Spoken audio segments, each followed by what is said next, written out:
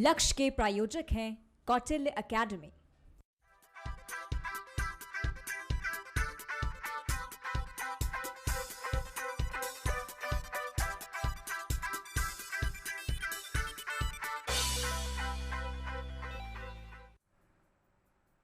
नमस्कार, मैं हूं आपके साथ प्रेरणा मिश्रा। बंसल न्यूज की खास पेशकश लक्ष्य में आपका स्वागत है। अगर आप भी अपने करियर को सुनिश्चित करना चाहते हैं तो ये कार्यक्रम आपके बहुत काम का है, क्योंकि हमारे इस प्रोग्राम में एक्सपर्ट्स करेंगे आपका मार्गदर्शन और बनेंगे लक्ष्य हासिल करने में मददगार।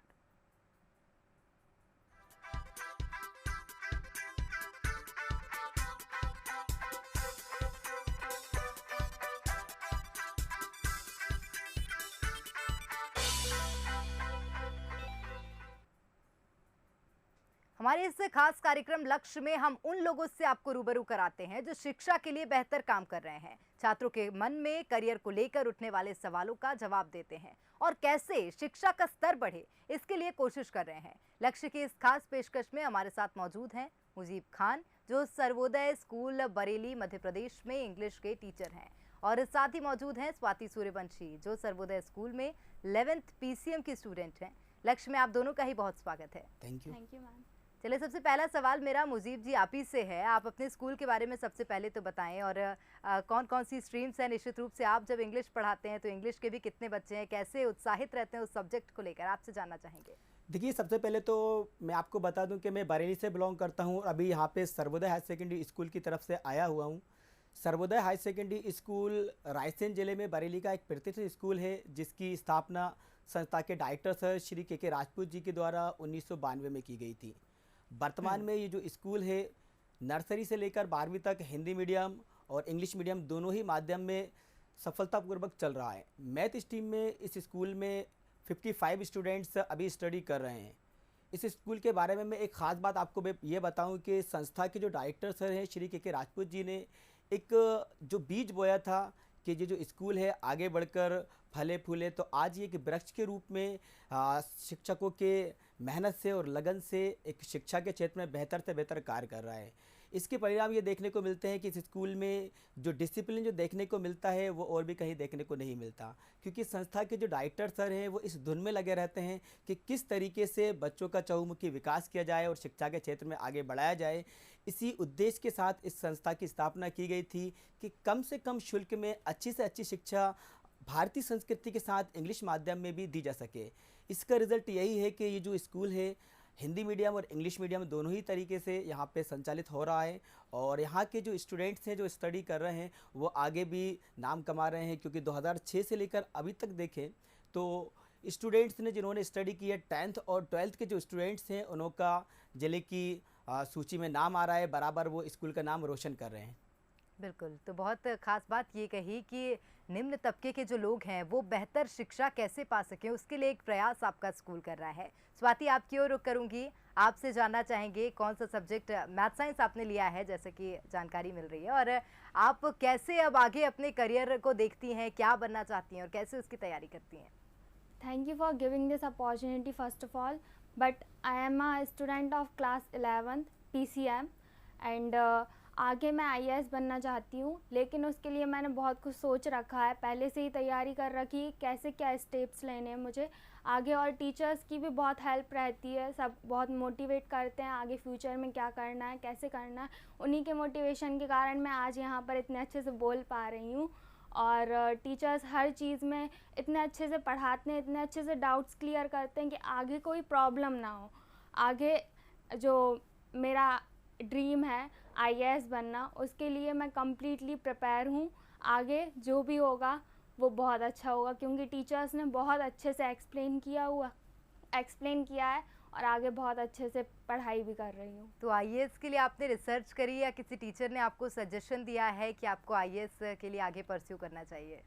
नो, ये तो मेरा बचपन से ड्रीम है कि मुझे IAS बनना ही है, और फिर टीचर्स ने इतना मोटिवेट किया, इतना सपोर्ट किया, इतने अच्छे से कॉन्सेप्ट्स क्लियर किए हैं, आगे जाके कोई भी बेसिक प्रॉब्लम नहीं होगी, क्योंकि जब तक बेसिक क्लियर नहीं होता है आगे जाके हम कुछ समझ में नहीं आता। जब तक बेस क्लियर नहीं होगा कुछ प्रिपेयर ही नहीं होता, आगे ये कैसे हो गया, कोई कॉन्सेप्ट ही समझ नहीं आएगा। इसलिए टीचर्स ने बहुत अच्छे से हेल्प की है, फुल मोटिवेट करते हैं और आगे जाके हमें बहुत ट्राई करूँगी कि बंसल ग्रुप में अगर ये आईएएस की और कुछ नीतियाँ बनती हैं तो मैं यहीं पर पढ़ाई आगे करना चाहूँगी।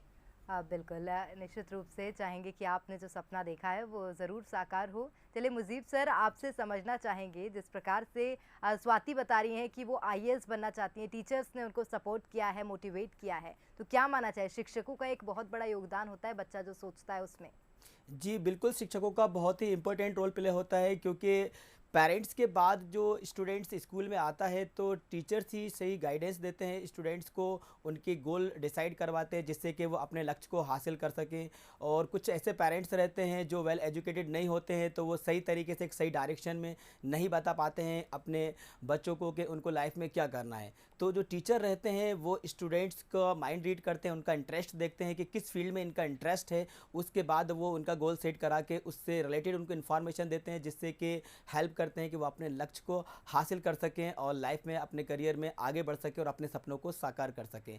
तो जो शिक्षकों का बहुत ही एक महत्वपूर्ण रोल होता है जिससे कि स्टूडेंट्स का चहुमुखी विकास हो सके और वो अपनी लाइफ में आगे बढ़ सके। बिल्कुल सर, शिक्षा के क्षेत्र में बंसल समूह भी योगदान दे रहा है और ये प्रयास कर रहा है कि हर तबके तक शिक्षा का ये जो योगदान है वो पहुंचे, लेकिन आप उसे किस तरह से देखते हैं, आपसे जानना चाहेंगे। देखिए प्रेरणा जी, जैसा कि बंसल समूह का उद्देश्य है कि सब पढ़ें और सब बढ़ें, तो बंसल समूह एक बहुत ही अच्छा उद्देश्य लेकर चल रहा है कि सब पढ़ें और सब बढ़ें। तो बंसल समूह के अगर योगदान को देखें तो विभिन्न फील्ड्स में बंसल समूह के योगदान है। कंस्ट्रक्शन के सेट में बंसल समूह के बहुत अच्छे योगदान है, हेल्थ के सेक्टर में भी, हेल्थ के फील्ड में भी काम कर रहा है। अभी हमारे यहाँ पर जो 4 लाइन्स का वर्क चल रहा है वो बंसल समूह ही उसको कर रहा है। और बंसल समूह का शिक्षा के क्षेत्र में बहुत ही महत्वपूर्ण योगदान है। इसकी जो नीतियां हैं, अगर नीतियों को देखें तो मुझे सबसे अच्छी बात ये लगती है कि बंसल समूह में परसेंटेज के बेस पे स्कॉलरशिप दी जाती है। जो स्टूडेंट्स 12th पास आउट होते हैं उनको 85% के बेस पे स्कॉलरशिप दी जाती है, जिससे कि जो स्टूडेंट्स जो स्टडी करते हैं आगे तो करीब करीब उनकी जो फ़ीस है वो लगभग माफ़ हो जाती है। इसके अलावा बसेस सर्विस जो हैं, जैसे कि ओबेदुल्लागंज है, विदिशा है, Raisen, Mandideep, free bus services चल रही हैं, ये भी बहुत ही अच्छी नीति है। और इसके अलावा न्यूनतम शुल्क में उत्तम शिक्षा बंसल समूह के द्वारा दी जा रही है। और कैंपस सिलेक्शन की अगर बात करें तो बंसल समूह में कैंपस सिलेक्शन की भी जो प्रोसेस, जो प्रक्रिया है वो बहुत अच्छी है कि इन्फोसिस, विप्रो और अमेज़ॉन जैसी कंपनीज़ यहाँ पे आके विज़िट करती हैं और यहाँ पे जो स्टूडेंट्स स्टडी कर रहे हैं उनका प्लेसमेंट होता है अच्छी कंपनीज़ में। तो जो नीतियाँ चल रही हैं बंसल समूह की, ये काफ़ी सराहनीय है कि बंसल समूह शिक्षा के क्षेत्र में एक बहुत ही अच्छा काम कर रहा है, ये तारीफ़ काबिल है। बिल्कुल, प्रयास भी यही रहेगा कि आगे भी हम इस तरह से योगदान देते रहें शिक्षा के क्षेत्र में। स्वाति, टेक्निकल एजुकेशन आप समझती ही होंगी क्योंकि आप पीसीएम स्ट्रीम से बिलोंग करती हैं। क्या लगता है बंसल समूह की किन नीतियों को टेक्निकल एजुकेशन के क्षेत्र में पसंद करती हैं आप? मैं सबसे पहले कहना चाहूँगी कि बंसल जो इंस्टीट्यूशन है, ग्रुप है, उसमें बहुत सारी नीतियाँ जो कि मुझे बहुत पसंद आई हैं। जैसे कि बेस्ट जो है स्कॉलरशिप, क्योंकि बहुत से जो स्टूडेंट्स हैं वो स्कॉलरशिप के माध्यम से वो आगे आते हैं, क्योंकि वो टैलेंटेड होते हैं लेकिन ना वो फाइनेंशियल कंडीशंस के कारण आगे नहीं बढ़ पाते हैं। इसलिए बंसल ग्रुप की सबसे ज़्यादा जो पसंदीदा नीति है वो मुझे यही लगी है सबसे ज़्यादा। बिल्कुल। चलिए मुजीब सर, आपसे जानना चाहेंगे, बंसल समूह के द्वारा ये जो टेक्निकल एजुकेशन दिया जा रहा है वो हर वर्ग और हर क्षेत्र तक पहुंचाया जाए, उपलब्ध हो सके, इसके लिए और क्या कदम उठा सकते हैं? देखिए प्रेरणा जी, बंसल समूह में विशेषज्ञों की टीम ऑलरेडी इस फील्ड में वर्क कर रही है कि हर वर्ग तक जो टेक्निकल एजुकेशन है उसको पहुंचाई जा सके। फिर भी यहाँ तक मेरा मानना है कि बंसल समूह को अब तक उन लोगों तक अप्रोच करना चाहिए जैसे कि जो ग्रामीण क्षेत्र है उस तबके तक भी हमें पहुँचना होगा। उस तक अभी हम नहीं पहुँच पाए हैं, क्योंकि हम कॉलेजेस को देखें कि बंसल समूह के जो टेक्निकल जो कॉलेजेस चल रहे हैं वो भोपाल जो महानगर है, जैसे कि भोपाल है, हमारा जबलपुर है, इंदौर है। इसके अलावा कुछ ऐसे तबके हैं, कुछ ऐसे ग्रामीण क्षेत्र हैं, वहाँ तक हम नहीं पहुँच पाते हैं। अगर बात करते हैं पेरेंट्स के, तो पेरेंट्स की ये मानसिकता है कि जो टेक्निकल एजुकेशन है इसमें खर्च ज़्यादा आता है, तो उनको थोड़ी सी महंगी लगती है। इस वजह से बंसल समूह को इस फील्ड में पेरेंट्स तक अप्रोच करना चाहिए और स्कूल लेवल पर कुछ सेमिनार कराकर जो पेरेंट्स हैं उनको कन्विंस करना बहुत ज़्यादा ज़रूरी है। क्योंकि देखिए, यदि पेरेंट्स अवेयर होंगे, पेरेंट्स को पता होगा कि टेक्निकल फील्ड में कितना खर्चा आता है और इसके साथ साथ किस तरीके से स्कोप है, हम गवर्नमेंट की जो स्कॉलरशिप जो योजनाएं चलाई जा रही हैं उसका भी लाभ छात्रों को दिलवाया जा सकता है। जिससे कि जो पेरेंट्स हैं वो भी अवेयर हों, उनको भी मोटिवेट करना ज़रूरी है। और बंसल समूह इस फील्ड में बेहतर से बेहतर कदम उठा सकता है कि यदि ग्रामीण क्षेत्रों के तबके तक पहुंचा जाए। कुछ आदिवासी क्षेत्र ऐसे हैं वहां तक हम पहुंचकर टेक्निकल एजुकेशन का प्रचार प्रसार कर सकते हैं मीडिया के माध्यम से भी, जिससे कि जो अवेयरनेस है वो पेरेंट्स में भी आए, स्टूडेंट्स में भी आए। जो उनकी मानसिकता है कि ये बहुत ज़्यादा महंगी पड़ती है, हालांकि थोड़ी सी महंगी है, लेकिन ये चीज़ क्लियर कर देना चाहिए जिससे कि पेरेंट्स हैं वो भी इस फील्ड में अपने बच्चों को आसानी से भेज सकें और अपने बच्चों के सपनों को साकार कर सकें। बिल्कुल, तो सबसे बड़ी बात है कि पेरेंट्स को भी अब इस बात को लेकर अवेयर करना चाहिए कि टेक्निकल एजुकेशन महंगा नहीं है और इस क्षेत्र में भी बच्चों को पहुंचाना चाहिए, आगे भेजना चाहिए। चलिए स्वाति, आपसे जानना चाहेंगे, शिक्षा तो अपनी ओर है, लेकिन अगर स्वास्थ्य की बात की जाए तो आप उसको कैसे देखती हैं, अपनी हेल्थ को कैसे मैनेज करती हैं? सबसे बड़ी बात ये कि शिक्षा के लिए बेहतर स्वास्थ्य, बेहतर हेल्थ जो है वो बहुत ज़रूरी होता है, क्या आपको लगता है ये? हाँ, जब तक हेल्दी नहीं होंगे हम स्टडी पे फोकस नहीं कर सकते। फिज़िकल हेल्थ के साथ साथ मेंटल हेल्थ भी बहुत ज़रूरी है। अगर फिज़िकल हेल्थ अच्छी है लेकिन मेंटल हेल्थ अच्छी नहीं है तो आप फोकस नहीं कर सकते, अच्छे से आपका माइंड वर्क नहीं करेगा कि आपको क्या पढ़ना है। जैसे कि फिज़िकली फ़िट रहने के लिए आप अर्ली मॉर्निंग उठकर डेली वॉक पर जाइए, योगा कीजिए, मेडिटेशन कीजिए, उससे बहुत ज़्यादा इफ़ेक्ट। और ख़ासकर मेडिटेशन से आपका जो माइंड है बहुत फ्रेश फील होगा आपको और बहुत शार्प होती है आपकी मेमोरी। तो इसलिए मेडिटेशन बहुत हेल्पफुल है। जैसा कि आप सब जानते हैं, health is wealth, a sound mind lives in a sound body. बिल्कुल, बहुत सही चीज़ कही है स्वाति ने कि हेल्थ इज़ वेल्थ। तो सबसे पहले अपनी हेल्थ पे ध्यान दिए, वही सबसे बड़ी दौलत है हमारी।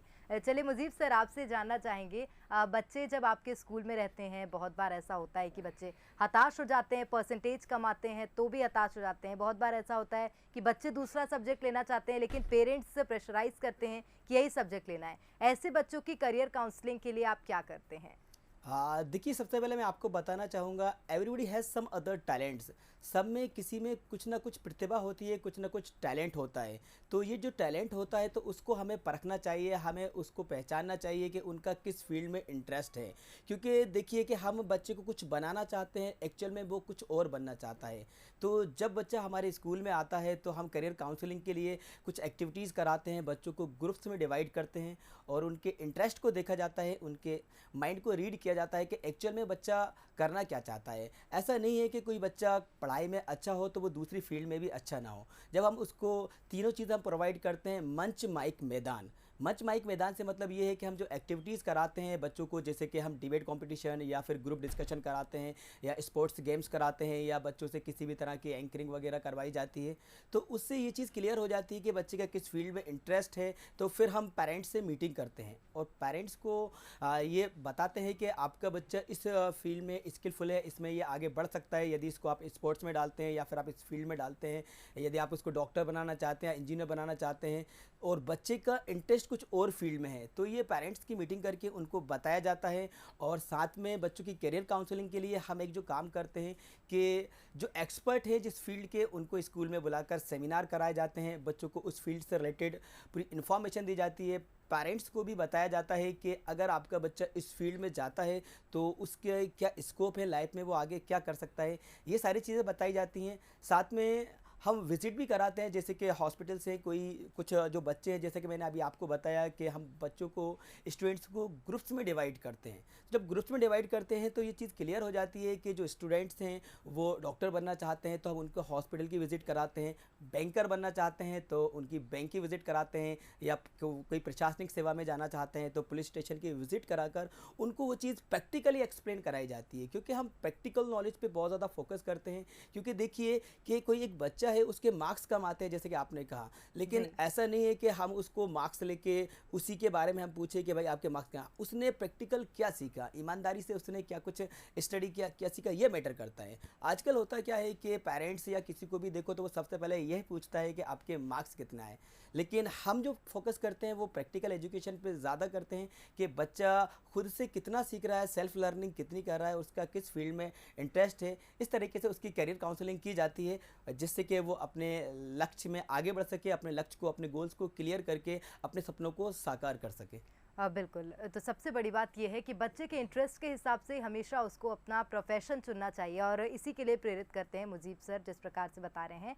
स्वाति आपसे जानना चाहेंगे, आपने लक्ष्य रखा है कि आपको आईएएस बनना है। कैसे टाइम मैनेजमेंट होता है आपका? क्योंकि आईएएस बनने के लिए निश्चित रूप से पढ़ाई बेहतर करनी पड़ती है क्योंकि सिविल सर्विसेज एग्ज़ामिनेशन है। तो जनता की सेवा करने के लिए पहले जनता को समझना और अपनी जो पढ़ाई है, अपने जो विषय हैं, उसमें पारंगत होना बहुत ज़रूरी होता है। सबसे फर्स्टली तो मैं टाइम मैनेजमेंट करती हूँ। सुबह जल्दी उठना 4 या 5 बजे, सुबह जल्दी उठकर अर्ली मॉर्निंग मेडिटेशन करने के बाद रोज़ सुबह स्टडी को टाइम देना। उसके बाद जो भी अपना काम है, स्कूल जो भी है, स्कूल से आने के बाद फिर कंटिन्यू आप फ्रेश होने के बाद स्टडी करिए। और कंटिन्यू स्टडी भी नहीं करनी चाहिए, थोड़ा सा रेस्ट लेना चाहिए। जो आपको पसंद हो, हॉबी हो आपकी, वो कीजिए जिससे आपको फ्रेश फील हो। उसके बाद फिर आप कंटिन्यू स्टडी कीजिए और फिर एंड में बस आप जल्दी उठेंगे मॉर्निंग में तो अच्छा रहेगा, क्योंकि जो मॉर्निंग का टाइम होता है वो बहुत अच्छा होता है। माइंड एकदम फ्रेश होता है, ब्लैंक होता है, तो हम कुछ भी पढ़ते हैं वो माइंड में बहुत अच्छे से आता है। इसीलिए तो मॉर्निंग में पढ़ना बहुत अच्छा होता है और सुबह टाइम मैनेजमेंट करना तो बहुत ही ज़्यादा ज़रूरी है। चलिए, पढ़ने के अलावा एक बात और जानना चाहेंगे स्वाति, क्या कुछ हॉबीज़ हैं आपकी? क्या लगता है आपको कि जो एक्स्ट्रा एक्टिविटीज़ हैं वो पढ़ाई में फोकस करने में ज़्यादा हेल्प करती हैं? हाँ, डांसिंग मेरी हॉबी है। डांसिंग करके एकदम फ्रेश फील होता है। जो अपन पढ़ रहे हैं ना वो माइंड में फिट होता है। फिर ऐसा बर्डन सा नहीं बनना चाहिए ना, कंटिन्यू अपन स्टडी कर रहे हैं तो माइंड में ना एक स्ट्रेस आ जाता है, मेंटली डिस्टर्ब होने लगते हैं। तो थोड़ा सा रेस्ट भी चाहिए, एंटरटेनमेंट होना चाहिए। जैसे मेरी हॉबी है डांसिंग, तो मैं 1 आवर तो कम से कम अपने पढ़ाई से हटकर डांसिंग को देती हूँ। तो डांस जब स्कूल में भी कुछ प्रोग्राम्स होते हैं तो आप उसमें पार्टिसिपेट करती हैं? हाँ बिल्कुल। चलिए मुजीब सर, आप इंग्लिश पढ़ाते हैं, क्या लगता है कैसा योगदान होता है इंग्लिश का जब बच्चे के करियर की बात आती है? देखिए, अगर इंग्लिश के बारे में बात करें तो सबसे पहले तो स्टूडेंट्स का इस तरीके से माइंड सेट किया जाता है कि English is a language not a subject. तो इंग्लिश को एक लैंग्वेज की तरीके से लिया जाए, ना कि इसको एक सब्जेक्ट की तरीके से देखा जाए। तो जब स्टूडेंट्स सीखता है तो हमने जिस तरीके से हिंदी सीखी है उस तरीके से हम इंग्लिश भी सीख सकते हैं। पहले स्टूडेंट्स का डर को ख़त्म किया जाता है, क्योंकि बच्चों को लगता है कि इंग्लिश हुई, मैथ हुई, ऐसे सब्जेक्ट हैं जो उनको थोड़े से डिफ़िकल्ट लगते हैं। तो सबसे पहले बच्चों का, स्टूडेंट्स का माइंड सेट किया जाता है कि आपको इनसे डरना नहीं है, घबराना नहीं है। जिस तरीके से और भी लैंग्वेज है, जैसे हम बात करते हैं हिंदी है, संस्कृत है, उर्दू है, इस तरह की और भी लैंग्वेजेस हैं, तो इंग्लिश भी एक लैंग्वेज है। तो आप अगर इसको अपनी लाइफ में उतारेंगे और आप इसको सीखेंगे तो हम बिल्कुल इसको सीख सकते हैं और डे टू डे लाइफ में हमारा बहुत यूज़ है। इंग्लिश के बारे में अगर बात करें तो इंग्लिश आज के टाइम में देखें तो एक ऑफिशियल लैंग्वेज है और बहुत ही ज़्यादा यूज़फुल लैंग्वेज है। तो बच्चा इस चीज़ को सीख भी सकता है और लाइफ में इसकी हेल्प से वो आगे भी बढ़ सकता है। चलिए, उम्मीद करते हैं कि आप जिस तरह से इंग्लिश को परिभाषित कर रहे हैं, आपके स्कूल में बच्चे भी उसी तरह से इंग्लिश को समझते होंगे और एक सब्जेक्ट नहीं, एक लैंग्वेज लेकर उस भाषा को पढ़ते होंगे। चलिए सर, एक और बात, सब पढ़े सब बड़े बंसल समूह का एक उद्देश्य है, उसको हर विद्यार्थी तक पहुंचाना है, ये लक्ष्य भी है हमारा, लेकिन उसके लिए और क्या करना चाहिए हमें? देखिए, सब पढ़े सब बड़े, उसके लिए अभी मैंने पहले भी आपको बताया था कि हमें उस तबके तक पहुंचना होगा जिस तबके तक हम अब तक नहीं पहुंच पाए हैं। अप्रोच करना होगा जो ग्रामीण क्षेत्र से बिलोंग करते हैं, जो आदिवासी क्षेत्र से बिलोंग करते हैं। और साथ में हमें सरकार की जो योजनाएं चल रही हैं, जो स्कॉलरशिप बेस, उस पर एडमिशन कराया जाना चाहिए। और जो स्टूडेंट्स हैं संस्था के लेवल पर भी कुछ ऐसे टेस्ट कराना चाहिए स्कॉलरशिप से कि जिससे कि वो बच्चे जो फ़ीस की वजह से स्टडी नहीं कर सकते हैं या जिनके पेरेंट्स हैं पैसे की वजह से वो उनको कॉलेजेस में एडमिशन नहीं करा सकते हैं, तो उनके अंदर एक अवेयरनेस लाना चाहिए। और संस्था के स्तर पर भी हम स्कॉलर टेस्ट कराकर उसका लाभ उठाकर बच्चों को स्टडी करवा सकते हैं, जिससे कि स्टूडेंट्स कंटिन्यू अपनी स्टडी रख सकें। और जो स्टूडेंट्स थोड़ा सा ऐसा समझते हैं कि इस फील्ड में हम जाएंगे तो ये थोड़ी सी महंगी पड़ेगी, तो वो उनके अंदर ये सारी चीज़ें क्लियर होना चाहिए और जो स्कॉलरशिप है उसको बच्चों तक दिलवाकर, उसका लाभ दिलाकर उनकी हम स्टडी कंटिन्यू रख सकते हैं।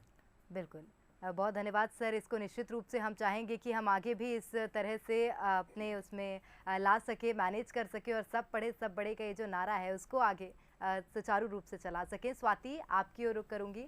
आप जिस प्रकार से देखा जा रहा है कि स्वाति काफ़ी ज़्यादा कॉन्सेंट्रेटेड और फोकस दिखाई दे रही हैं अपने एम में, क्योंकि उन्होंने बताया वो मेडिटेशन करती हैं, रेगुलर रूटीन से वो पढ़ाई करती हैं और उसके साथ ही डांस को भी टाइम देती हैं। लेकिन स्वाति, अगर बात की जाए सोशल मीडिया प्लेटफॉर्म्स की, फिलहाल देखा जाए कोरोना का संकट काल है तो आपकी पढ़ाई जो है वो भी सोशल मीडिया के थ्रू हो रही है, लेकिन कैसे देखती हैं आप, कैसा यूसेज उसका करना चाहिए?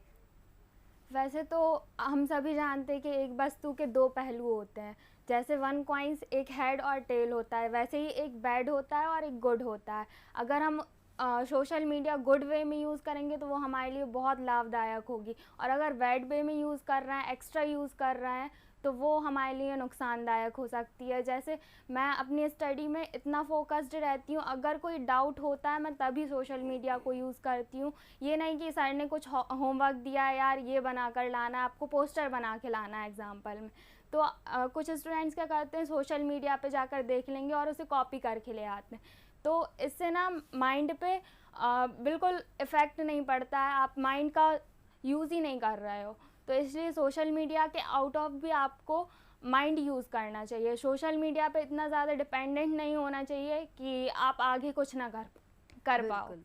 ये तो बहुत अहम बात कही है स्वाति आपने कि एक क्रिएटिविटी के लिए प्रोजेक्ट्स दिए जाते हैं बच्चों को, लेकिन बहुत बार ऐसा होता है कि सोशल मीडिया यूसेज से वो जो बच्चे होते हैं वो same to same age it is बना के ले आते हैं, लेकिन उनकी क्रिएटिविटी कहीं ना कहीं खो जाती है। मुजीब सर, आपसे जानना चाहेंगे, स्वाति ने जिस तरह से बताया था कि वो पढ़ाई के साथ किसी एक्स्ट्रा एक्टिविटी को भी टाइम देती हैं, आपके स्कूल की भी बात कर लेते हैं, स्कूल में क्या कुछ एक्स्ट्रा एक्टिविटीज़ होती हैं, और अगर बात की जाए आपकी एज अ टीचर, तो आप क्या समझते हैं बच्चों को हर तरह से और हर क्षेत्र में पारंगत होना चाहिए? देखिए, बच्चों का पर्सनालिटी डेवलपमेंट करना बहुत ज़्यादा ज़रूरी है। तो बच्चों के पर्सनालिटी डेवलपमेंट के लिए, व्यक्तित्व विकास के लिए हम बच्चों के इंटरेस्ट के अकॉर्डिंग कुछ एक्टिविटीज़ कराते हैं, और हमने हमारे स्कूल का जो माहौल है वो ऐसा बनाया हुआ है कि इतना इंटरेस्टिंग बनाया हुआ है। ख़ास करके इसका मैं क्रेडिट अपने संस्था के डायरेक्टर सर को देना चाहूँगा कि डायरेक्टर सर ने संस्था का माहौल इतना ज़्यादा इंटरेस्टिंग बनाया है कि बच्चा खुशी खुशी स्कूल आता है। जैसे कि कुछ बच्चों की ये मानसिकता होती है कि स्कूल उनको बोरिंग लगता है, लेकिन हमारे यहाँ पर ये चीज़ देखने को नहीं मिलती है। बच्चा इंटरेस्ट के साथ स्कूल आता है, क्योंकि हम जो एक्टिविटीज़ कराते हैं, जैसे कि हम बच्चों से प्रोजेक्ट्स बनवाते हैं। कई बच्चे ऐसे हैं जो स्टडी में अच्छे नहीं है, लेकिन वो जब हम साइंस एग्जीबिशन कराते हैं तो कुछ वर्किंग मॉडल भी बनाकर स्टूडेंट से लेकर आते हैं, कुछ अच्छे और गेम्स हम कराते हैं, साथ में सेमिनार कराते हैं। आर्ट एंड क्राफ्ट के लिए भी हम बच्चों को एक प्लेटफॉर्म प्रोवाइड कराते हैं, जिससे कि बच्चों का जो अदर फील्ड में इंटरेस्ट है वो निकल कर सामने आ सके, और हम उनको उस रास्ते पर आगे बढ़ा सकें, और उनको हम एक पॉलिश करके उनको अच्छे तरीके से उस फील्ड में हम उनके लाइफ में आगे बढ़ने के लिए, अचीव करने के लिए हम एक हेल्प कर सकें। बिल्कुल। स्वाति, अब आपको बहुत से बच्चे सुन रहे हैं, आपकी हम उम्र के कहें, बहुत से पेरेंट्स सुन रहे हैं और बहुत से टीचर्स भी आपको शायद सुन रहे होंगे, तो ऐसे में अब आप क्या एक संदेश देना चाहेंगी अपने हम उम्र स्टूडेंट्स को?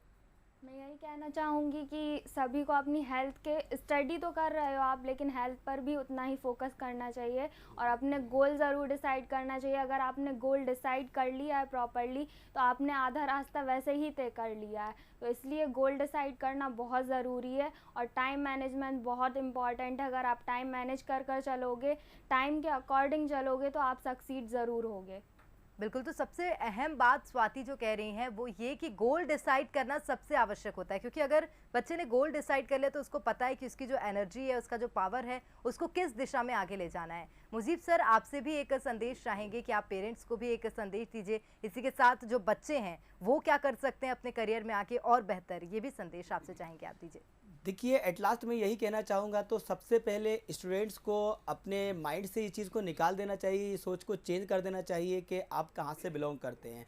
आप छोटी जगह से बिलोंग करते हैं कि बड़ी जगह से बिलोंग करते हैं, आपकी फाइनेंशियल कंडीशन कितनी है, साथ में आप हिंदी मीडियम से पढ़े हुए हैं कि इंग्लिश मीडियम से पढ़े हुए हैं, ये मुद्दा नहीं है, ये मैटर नहीं करता। मैटर ये करता है कि आप कितने ज़्यादा क्यूरियस हैं, कितने ज़्यादा जिज्ञासु हैं, अपने लक्ष्य को लेकर कितने ज़्यादा आप सीरियस हैं। ये चीज़ बहुत ही ज़्यादा मैटर करती करती है, क्योंकि बहुत सारे स्टूडेंट्स की यह मेंटालिटी होती है कि हम हिंदी मीडियम से हैं या इंग्लिश मीडियम से हैं, छोटी जगह से हैं, वहाँ पर संसाधन रिसोर्सेज नहीं हैं, तो ये चीज़ एक बच्चों के अंदर कहीं ना कहीं बच्चों को रोकती है। दूसरी बात ये कहना चाहूँगा कि लाइफ है तो प्रॉब्लम्स तो आएंगी, हमारी लाइफ में डिफ़िकल्टीज़ तो आएंगी, तो हमें इन डिफ़िकल्टीज़ से डरना नहीं है, थकना नहीं है, रुकना नहीं है। हमें अपने लक्ष्य की ओर आगे कदम बढ़ाता जाना चाहिए, हमें उन डिफ़िकल्टीज़ को फेस करते जाना चाहिए। देखिए, लाइफ में एग्ज़ाम्स हैं, एग्ज़ाम्स में लाइफ नहीं होती। अगर हम किसी एग्ज़ाम में फ़ेल होते हैं तो मैं पेरेंट्स को भी ये मैसेज देना चाहूँगा कि यदि आपका बच्चा या बच्ची किसी एग्ज़ाम में फ़ेल होता है तो उसको इस तरीके से